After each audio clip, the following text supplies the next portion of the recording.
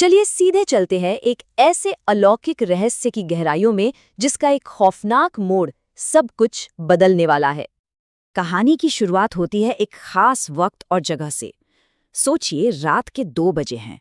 एक अंधेरा, सीलन भरा तहखाना। माहौल में एक अजीब सा तनाव है और ऐसा लग रहा है जैसे कुछ बहुत ही गलत होने वाला है।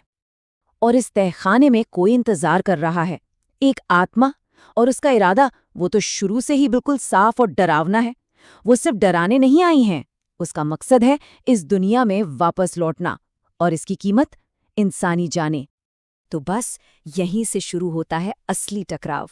एक तरफ एक इंसान है जो सच जानना चाहता है और दूसरी तरफ एक आत्मा जो सदियों पुराना अपना बदला पूरा करने आई है।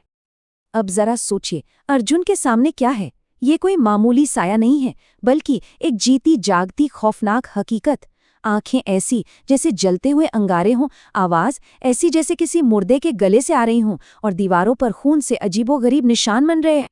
और यहीं पर आमने सामने कहानी का जो मेन कॉन्फ्लिक्ट है वो बिल्कुल साफ हो जाता है। एक तरफ अर्जुन की इंसानियत है जो पूछ रहा है क्यों, और दूसरी तरफ आत्मा का वो ठंडा बेरहम जवाब। उसे कोई अफसोस नहीं है, उसे सिर्फ अपना मकसद पूरा करना है। तो सवाल ये उठता है कि ये सब शुरू कहाँ से हुआ।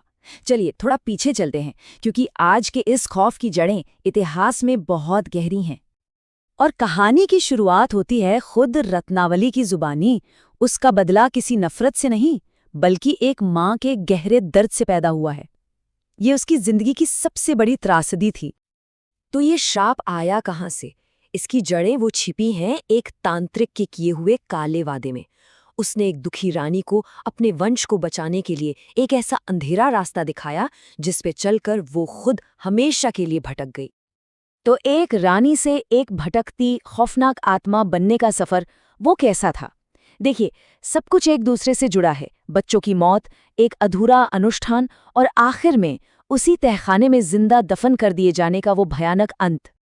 खैर, अब वापस आज के समय में आते हैं, क्योंकि इतिहास की ये जो कहानी है ना, वो अब एक मॉडर्न इन्वेस्टिगेशन का हिस्सा बनने वाली है। यहाँ विज्ञान और अंधविश्वास आमने सामने आने वाले हैं। और ये पार्ट ना बहुत ही कमाल का है। देखिए कैसे अर्जुन इन डॉट्स को कनेक्ट करता है। एक तरफ है साइंस, फोरेंसिक रिपोर्ट का डीएनए, और दूसरी तरफ है सुपरनैचुरल, एक आत्मा का कन्फेशन। और जब ये दोनों मिलते हैं तो एक चौंकाने वाली सच्चाई सामने आती है। और अब हम कहानी के उस पॉइंट पर आ गए हैं जहां खतरा सिर्फ महसूस नहीं हो रहा, वो बिल्कुल सामने खड़ा है।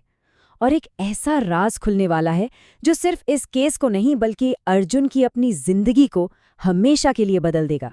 मतलब अब दांव पर कोई पुरानी कहानी नहीं है, बल्कि अंजलि की जान है। रत्नावली की आज़ादी की कीमत, अंजलि की जिंदगी। खतरा अब बिल्कुल रियल है। और ठीक उसी पल जब टेंशन अपने पीक पर है, लाइट चली जाती है। चारों तरफ अंधेरा और सिर्फ एक चीख सुनाई देती है। लेकिन इस अंधेरे से जो साया निकलता है वो रत्नावली का नहीं है। ये कुछ ऐसा है जिसके बारे में किसी ने सोचा भी नहीं था। कहानी में एक नया और शायद ज्यादा डरावना मोड़ आ गया है। और बस यही वो लाइन है जो पूरी कहानी का मतलब बदल देती है। ये अब किसी भूत प्रेत की कहानी नहीं रही। ये अर्जुन के अपने परिवार, उसके अपने खून का राज बन गई है। सच्चाई खून में छुपी है।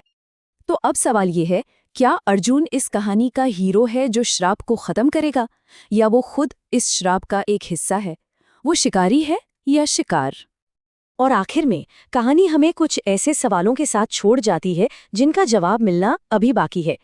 ये सवाल सोचने पर मजबूर करते हैं कि आखिर इस खून और धोखे की कहानी का अंजाम क्या होगा।